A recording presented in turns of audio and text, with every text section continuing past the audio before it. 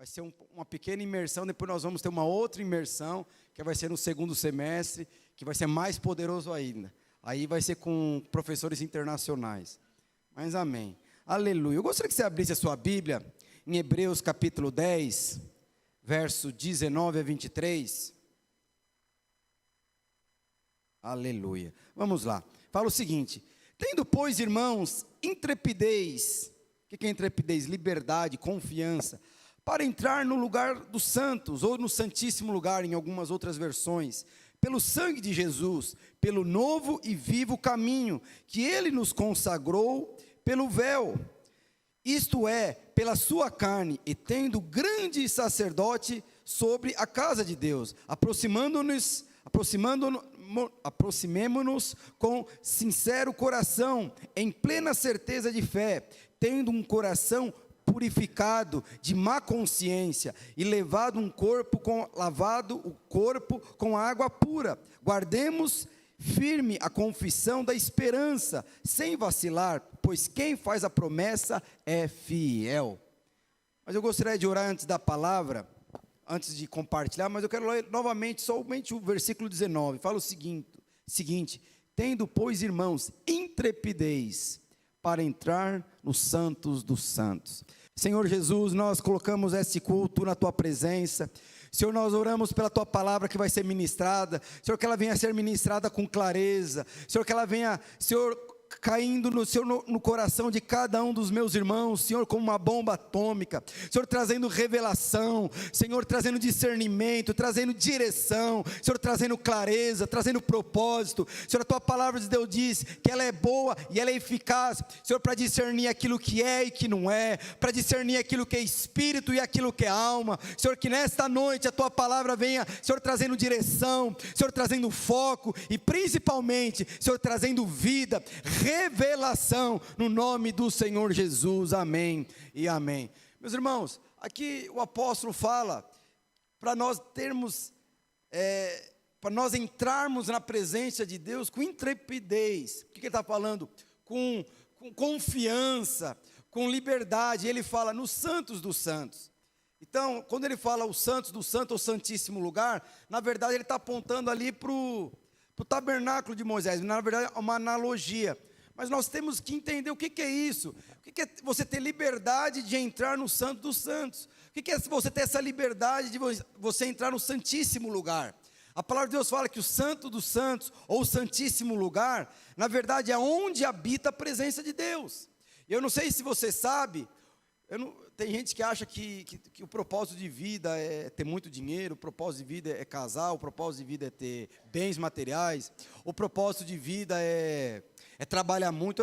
Cada um tem, mas Deus, Ele criou o homem para que pudesse ter comunhão com o homem. A palavra de Deus fala que Ele criou o homem segundo a sua imagem e semelhança, e por ter a sua imagem e semelhança de Deus, Deus poderia e teve comunhão com o homem diariamente. Esse foi o plano, e continua sendo o plano de Deus para a minha vida e para com a sua vida, ter comunhão com Ele, uma comunhão íntima e plena. Certo? Essa foi a comunhão. Mas a palavra de Deus fala que hoje nós não só temos a imagem e semelhança de Deus, como nós também temos a natureza de Deus. Então, o problema é quando nós não desfrutamos dessa presença. O problema é quando nós não desfrutamos daquilo que habita em nós. Nós falamos tanto de Deus, mas poucos conhecem Deus. Nós falamos tanto de Jesus, de Deus, mas poucos conhecem a voz de Deus falando ao seu espírito. E às vezes ele nem consegue discernir se é Deus falando, se é a alma falando, se é a sua carne, que é um desejo da sua carne, não consegue discernir. E a palavra de Deus fala que, então, quando Deus criou o homem, a sua imagem e semelhança, Ele colocou o homem no jardim do Éden, e falou para o homem, que o homem deveria comer da árvore da vida. E ao comer da árvore da vida, o que iria acontecer?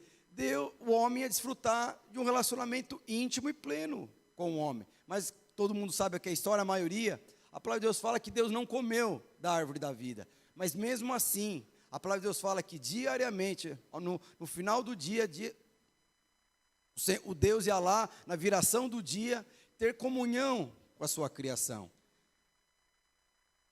Mas a palavra de Deus fala que o homem, por incrível que pareça, ele decidiu se relacionar-se com uma pessoa que não tinha o mesmo destino que o dele. Ele decidiu se relacionar com uma pessoa que não tinha o mesmo propósito que o dele, que não tinha a imagem dele. Eu não sei se você sabe, a palavra de Deus fala que Deus ele fez, antes de colocar o homem lá no jardim do Éden, ele fez todas as coisas. Ele criou os animais domésticos e os animais selváticos, né? E a palavra de Deus fala que quem foi tentar Adão e Eva foi um animal selvático, era a serpente, era pior de todos os animais selváticos. E eu não sei se você sabe, não é normal um homem se relacionar com um animal selvático. É mais fácil um homem se relacionar com um animal doméstico, não é isso? Você conhece alguém que tem um leão de estimação em casa, que tem uma cobrinha que fica lá passando a mãozinha na cabeça? Alguém conhece isso? Não é normal isso. Mas o que acontece? Você só se relaciona com quem você se identifica. Você só se relaciona com quem você acha que você tem a proximidade. Então, por exemplo, se você vai numa... eu não sei se alguém aqui já foi em algum tipo de reunião, no nosso contexto, você vai numa reunião de célula, num discipulado, e você leva o seu filho pequeno, e lá na reunião de discipulado não tem criança, só tem o seu filho que está no seu colo. Ele vai se sentir um peixe fora d'água. Ele vai ficar olhando para o lado, tem 3, 4, 5 casais, só eu de criança aqui. E ele vai ficar, com certeza, desconectado, porque parece, não tem conexão com aquelas pessoas mais velhas, maduras, casadas. Agora, se você levar essa criança para uma outra reunião, e lá ela encontra uma outra criança, você pode ter 5, 10 minutos, eles vão se conectar, não é isso? A criança vai se conectar com outra criança, independente do sexo, e vai sair, vai correr, vai brincar, porque de alguma forma eles se conectaram.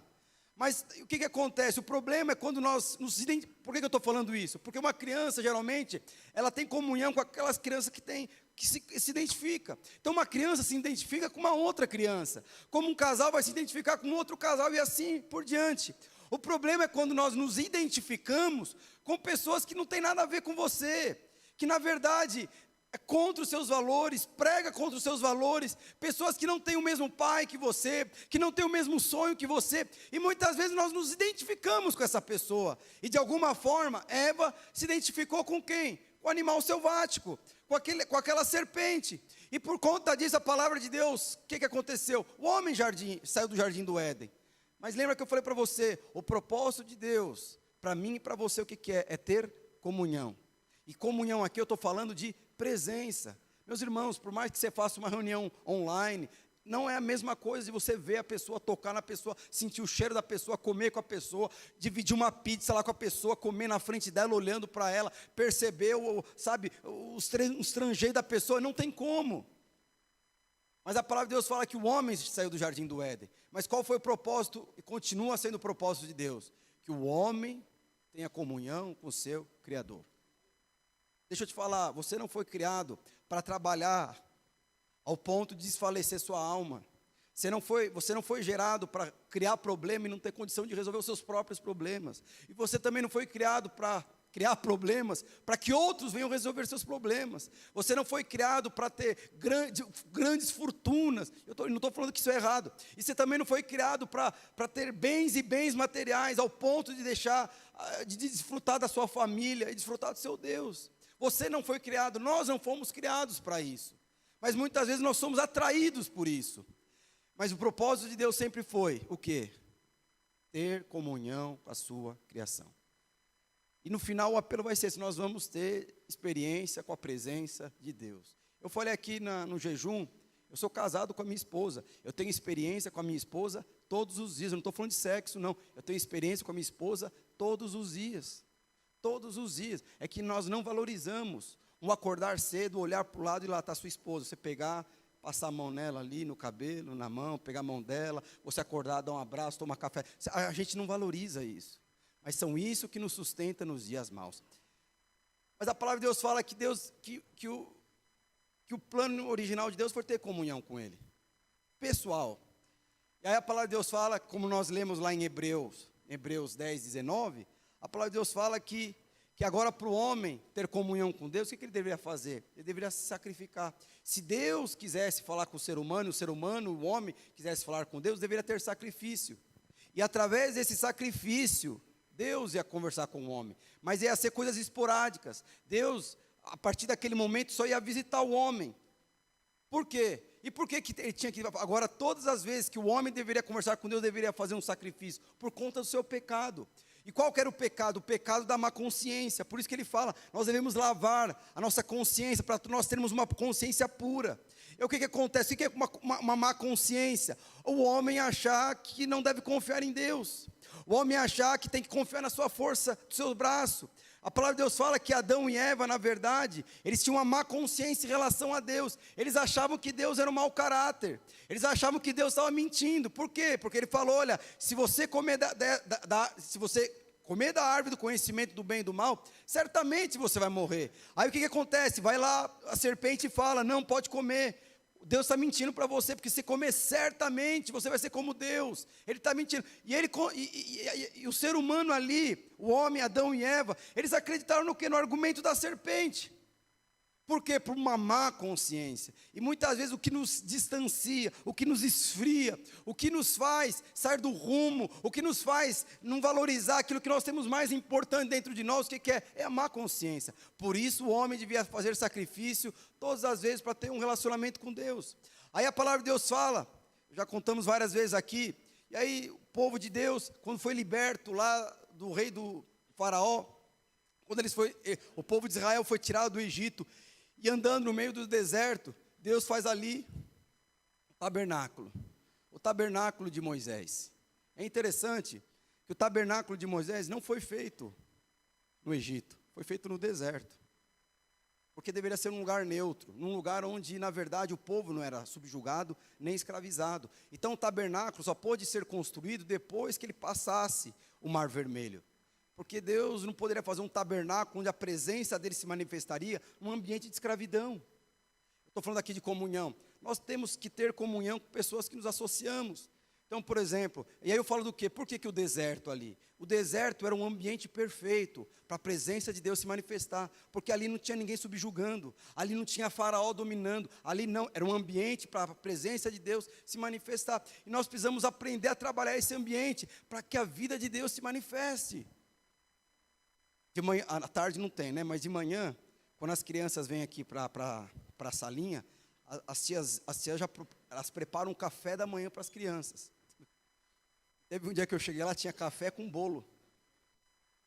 Eu não sei para que tinha café lá, porque criança toma café de 5, 6 anos, mas tinha café lá. Café com bolo.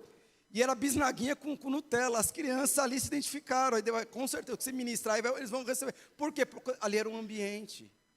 Então você percebe que o tabernáculo de Moisés, ele foi feito depois que passou do Mar Vermelho. Naquela hora, o povo não tinha mais influência nenhuma. Ele não era escravo de ninguém. Naquela época, naquela hora, eles fizeram o tabernáculo. E aí o que a palavra de Deus fala? Que no tabernáculo existiam 3 partes. Que era o átrio. O átrio, o que era? Era um lugar aberto, onde todo mundo visualizava, via. E ali no átrio, todo mundo podia entrar diariamente e fazer sacrifício pelos seus pecados. E depois do átrio, existia o quê? O lugar santo. E esse lugar santo já não dava para ver visualmente, porque do átrio, que era um lugar que era visível, depois vinha um véu, e depois você entrava no lugar santo. E lá no lugar santo tinha a mesa dos pães, tinha um candelabro, tinha o altar de incenso, mas ali só poderia entrar o sacerdote, não poderia ser qualquer um. E aí depois do lugar santo, tinha um santíssimo lugar. Os santos dos santos, que é o que fala aqui em Hebreus 10, 19. Ali que estava a presença. Mas ali também o que? Tinha um véu que separava o lugar santo do lugar santíssimo. E a palavra de Deus fala que aquele lugar, lá no lugar santo, tinha o que? A Arca da Aliança. E a Arca da Aliança tinha uma tampa de ouro que tinha 2 querubins, 2 anjos apontados assim para baixo, para a arca. E aquela tampa se chamava-se o quê? Propiciatório. E a palavra de Deus fala que só poderia entrar naquele lugar uma vez por ano o sumo sacerdote. Aí quando o sumo sacerdote entrava lá, ele trazia uma oferta pelos pecados, que era o dia do perdão dos pecados. Como que eu sabia que o perdão era aceito? Se o sumo sacerdote voltasse, porque se ele não voltasse, ele morreria. E aí se não aceitasse o sacrifício, ele morreria ali, a pessoa puxava o sumo sacerdote com a corda e o povo estava na água. Por quê? Porque o sacrifício para perdoar o pecado da sociedade não tinha sido aceito por Deus. Mas tudo isso, por que eu estou falando isso para você? Todo esse ritual, para que era? É para que o homem tivesse experiência com a presença de Deus. Na verdade, ali era um processo, Deus estava mostrando que queimava no coração de Deus? Todo aquele ritual, o objetivo central de todo aquele ritual, o que era? Era o homem chegar no lugar santo dos santos, onde a presença de Deus se manifestava. A presença não estava no átrio, a presença não estava no lugar santo, a presença estava no santo dos santos, na tampa do propiciatório, quando o sumo sacerdote espirrava ali sangue, e ali a presença se manifestava. E aí a palavra de Deus fala que passou o tempo de Moisés, e aí veio Davi, aí veio Saul, aí veio o rei Saul, depois veio Davi.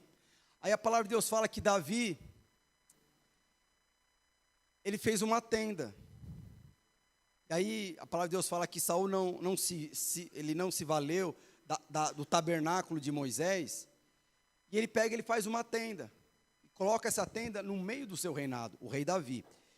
E o que ele faz? Ele pega a arca da aliança, que representa a presença de Deus, e leva até a tenda de Davi. Estou resumindo aqui o contexto. Ele pega a arca e pega a tampa do propiciatório e leva até a tenda construída por Davi. E aquela tenda, nos dias de Davi, aquela tenda diferente do tabernáculo de Moisés, as pessoas viam a arca da aliança. As pessoas viam a tampa do propiciatório. E diferente do tabernáculo de Moisés, na tenda de Davi, aqui a oferta era de gratidão. Aqui a oferta era de louvor e adoração.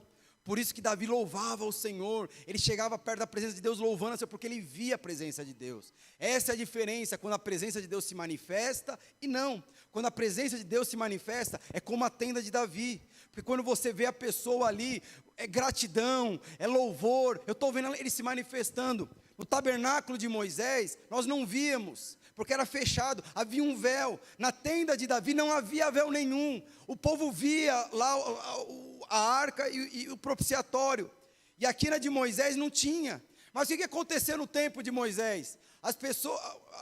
Davi construiu ali uma tenda, mas existia ainda o tabernáculo de Moisés. E as pessoas continuavam fazendo sacrifício pelos seus pecados. Mas qual que era a diferença? A diferença é que no tabernáculo de Moisés não estava mais a presença.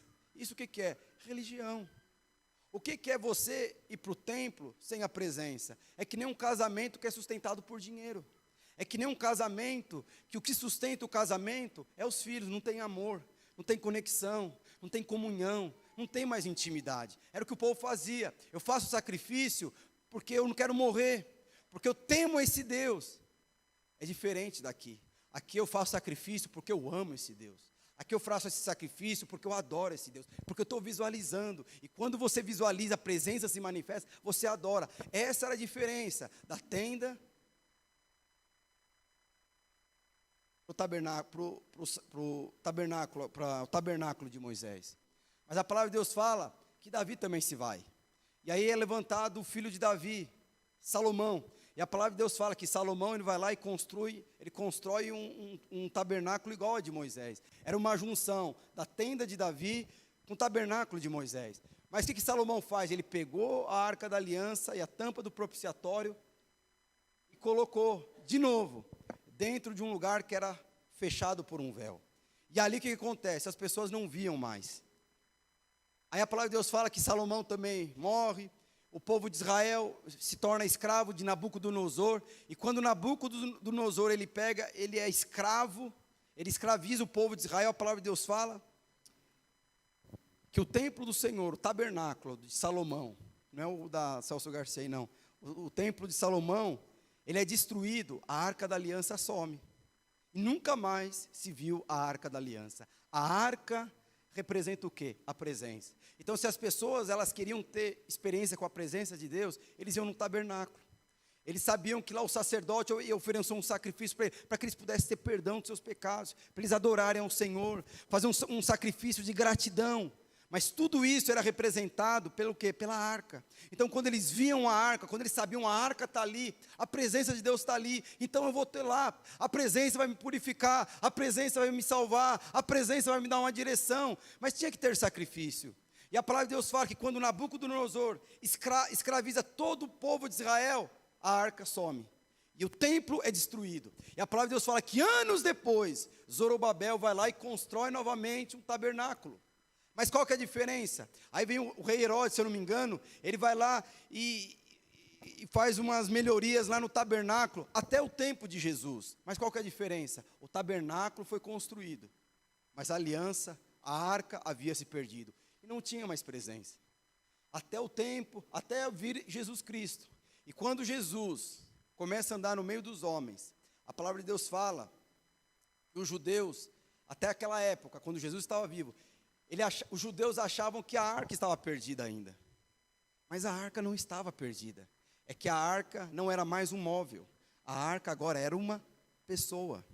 A presença de Deus não habitava mais num lugar, num caixotinho, numa estrutura feita de ouro. A presença de Deus agora estava através de uma pessoa. Por isso que a arca sumiu e nunca mais ninguém encontrou. Aí vem Jesus Cristo.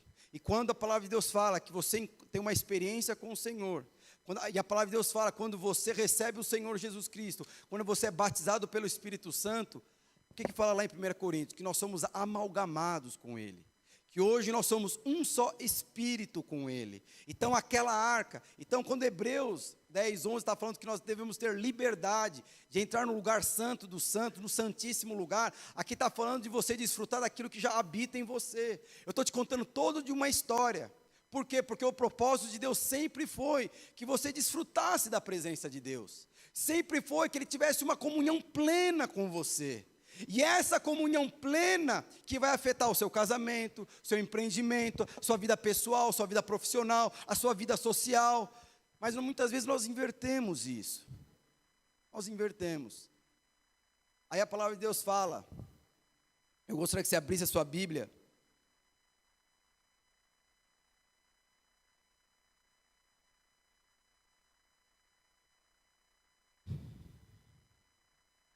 Primeira Coríntios 6,19.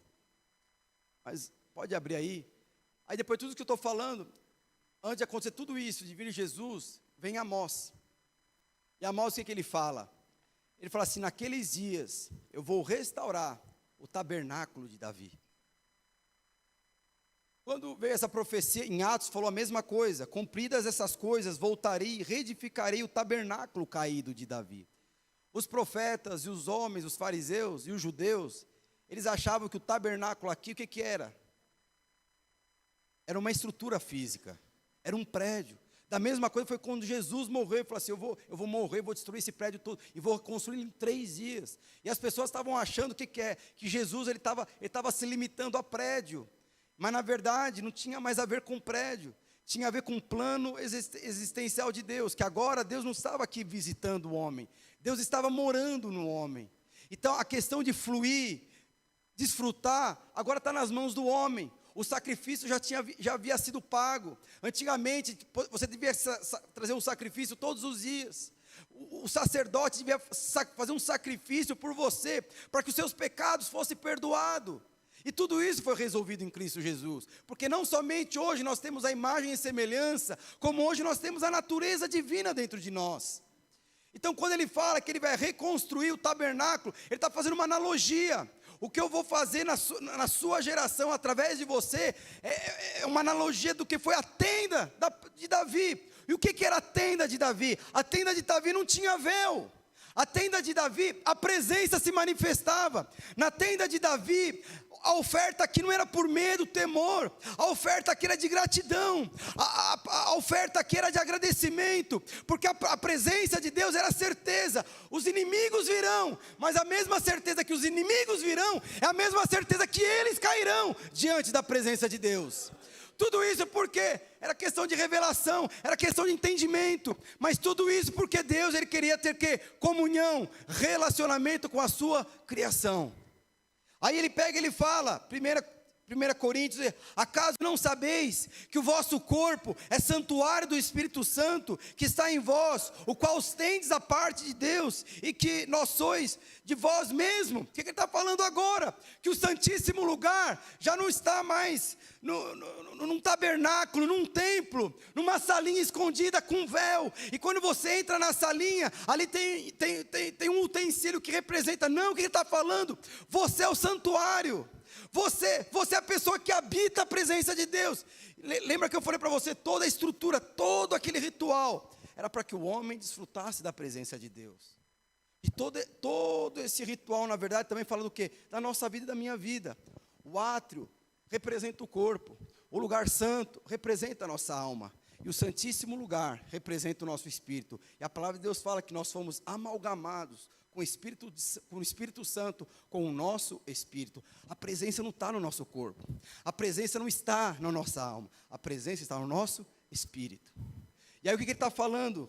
Aí, quando você lê em Hebreus 10, 19, você tem uma outra compreensão. O que ele está falando? Desfrute da minha presença livremente.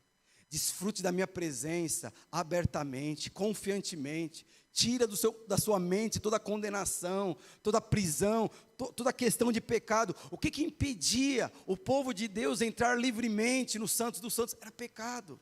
Porque se tivesse pecado, a pessoa morria instantaneamente. Aí a palavra de Deus fala, o que aconteceu? Quando Jesus morreu por mim e por você, o véu foi rasgado. E quando o véu foi rasgado, o tabernáculo não era mais semelhante a de Moisés. Quando o véu foi rasgado, o tabernáculo era semelhante à tenda de Davi. As pessoas visualizavam, as pessoas viam a manifestação da presença de Deus. O que o seu cônjuge precisa ver na sua vida diariamente? É a presença de Deus se manifestando. É você, é sua esposa ou seu marido acordando, você está lá buscando ao Senhor.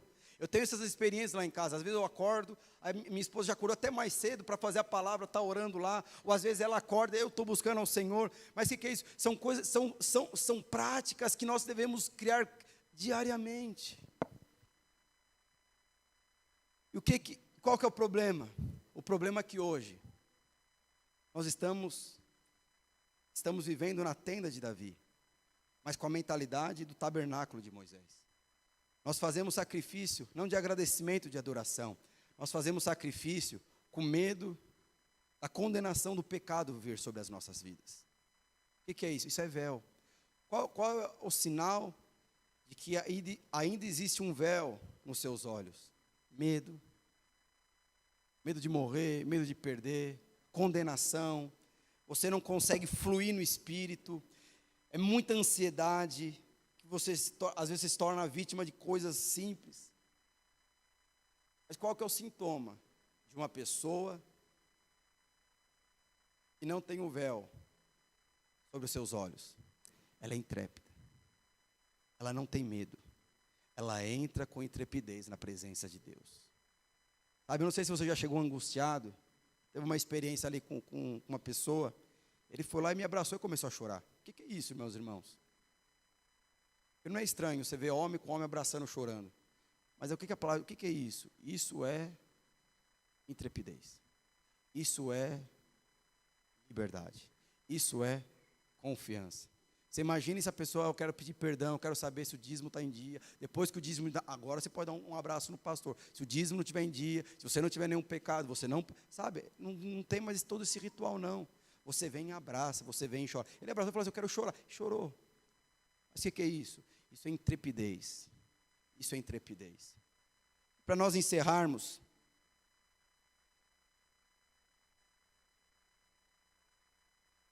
queria ler aqui o Salmo 73. O Salmo 73 foi escrito por Asaf. Quem que era Asaf? Asaf era o ministro de louvor de Davi. Ele era um dos caras, ele era o titular lá no ministério de louvor. Ele era o cara que ministrava. Mas ele teve um momento na vida dele que ele passou uma provação muito séria na sua vida. A palavra de Deus fala que ele quase desviou. O ministro de Davi quase desviou. Vamos ler isso aqui. Salmo 73, olha o que fala. Na verdade, Deus é bom para o povo de Israel. Ele é bom para aqueles que têm um coração puro. Olha como ele começa. Ele tem certeza. Deus é bom para Israel. Deus é bom para quem tem um coração puro. Mas ele não fala, Deus é bom para mim. Você vê que o Asaf, ele não fala, Deus é bom para mim. Deus tem misericórdia da minha vida. Muitas vezes nós temos essa ousadia para falar que Deus é bom para com os outros. Mas nós não temos a mesma ousadia para falar, Deus é bom comigo, mesmo no dia da adversidade, mesmo quando a conta está negativa, mesmo quando o casamento não está bem. Mas o que ele falou? Deus é bom com Israel. Mas nós precisamos falar hoje: Deus é bom comigo, independente do que eu estou passando, independente de eu não entender, não compreender. Deus é bom com Israel e Deus é bom comigo. Olha só o que ele continua: porém, quando eu vi que tudo ia bem para os orgulhosos e maus, quase perdi a confiança em Deus, porque fiquei com inveja deles. Olha o que a palavra de Deus fala, que o ministro de louvor de Davi, ele teve inveja dos maus. E ele fala: eu quase desviei. Como eu quase desvio, meus irmãos? Quando muitas vezes nós estamos invejando os injustos. Quando nós estamos invejando a riqueza iníqua. Quando nós estamos invejando, estamos desejando aquilo que as pessoas conquistaram com injustiça. Mas para você entender, vamos lá. Os maus não sofrem. Eles são fortes e cheios de saúde. Eles não sofrem como os outros sofrem, não têm aflição que os outros têm. Por isso, usam um orgulho como se fosse um colar e a violência como uma capa. O coração deles está cheio de maldade e a mente deles só vive fazendo planos perversos. Eles gostam de caçoar e só falam das coisas más. São orgulhosos e fazem planos para explorar os outros, falam mal de Deus que está no céu, e com orgulho dão ordem às pessoas aqui na terra. Assim o povo de Deus vai atrás deles, e crê que eles dizem, acreditam no que eles dizem. Eles afirmam: Deus não vai saber disso, o Altíssimo não descobrirá nada. Os maus são assim, eles têm muito e ficam cada vez mais ricos. Parecem que não adianta nada eu conservar puro e ter umas mãos limpas de pecado, pois tu, ó Deus, me tens feito sofrer o dia inteiro. Quem que pensa assim de Deus? Quem que pensa assim, meus irmãos? Aqui que eu estou falando de um homem de Deus, de um ministro de louvor de Davi. Ele está falando: tem inveja. Aquelas pessoas que eu trabalho, eles fazem tudo errado, e eles ficam mais ricos, eles fazem coisas injustas. Eu sofro, eu tenho que depender do INSS, e esses caras ficam lá no melhor plano de saúde.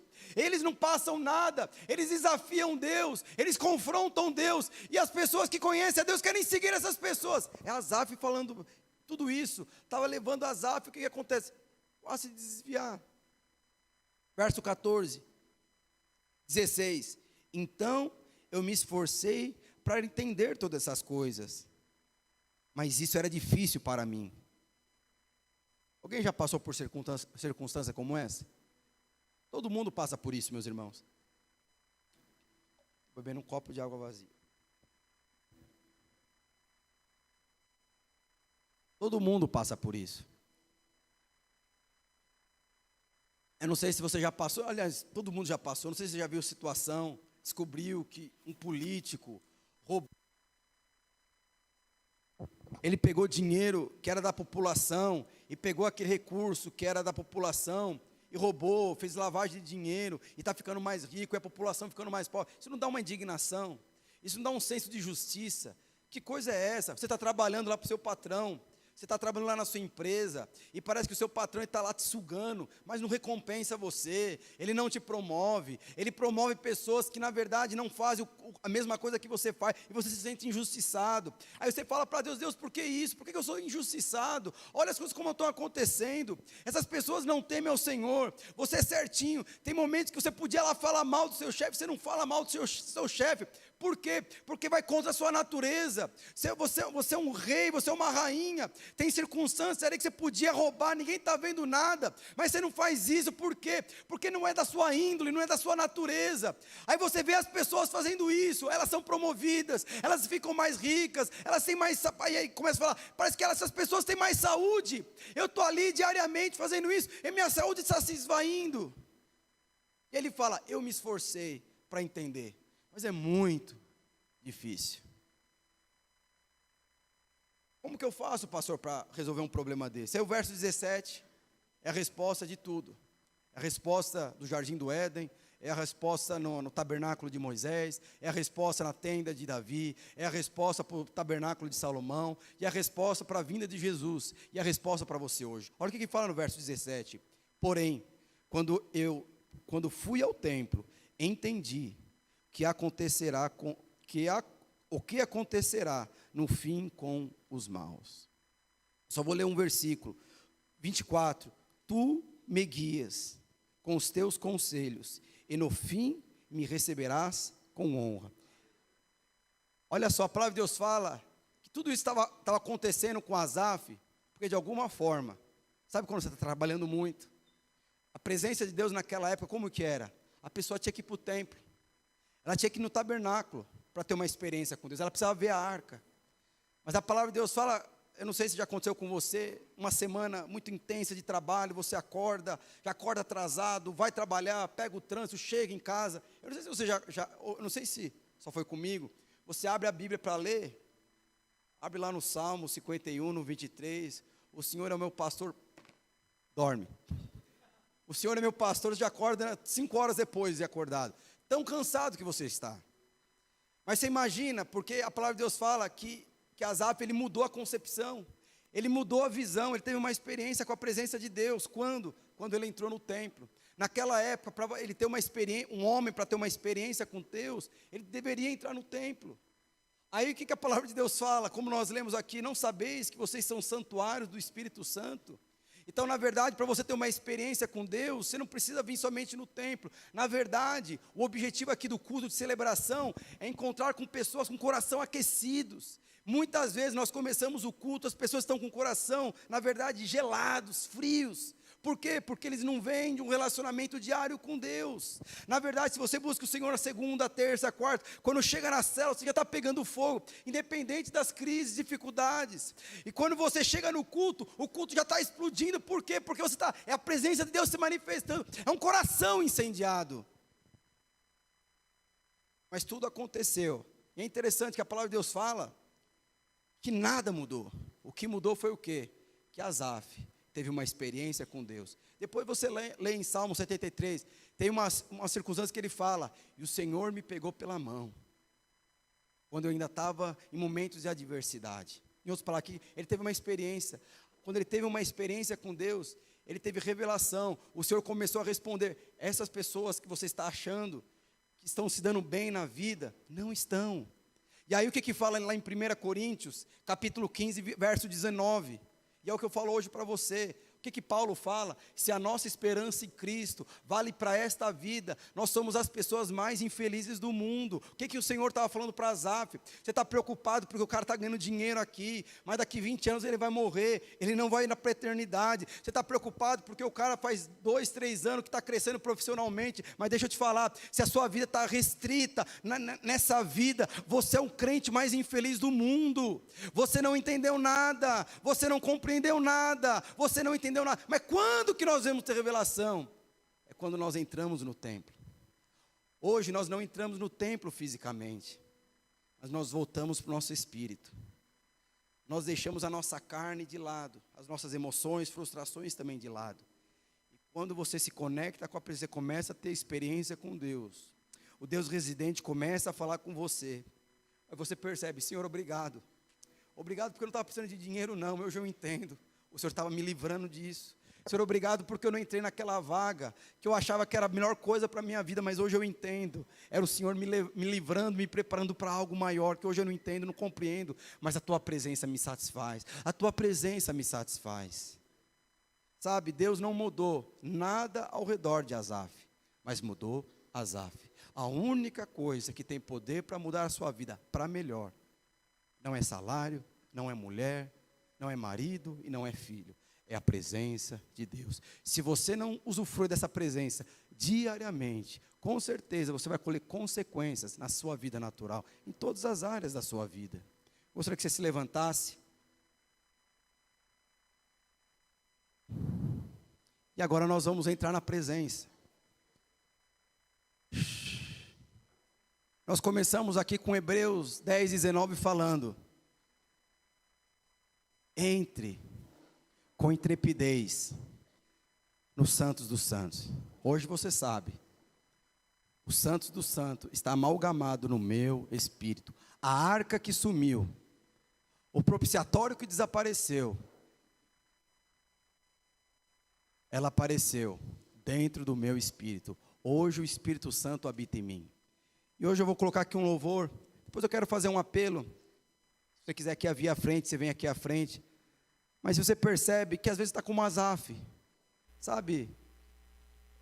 Por que pessoas às vezes ficam desejando as coisas lá do mundo?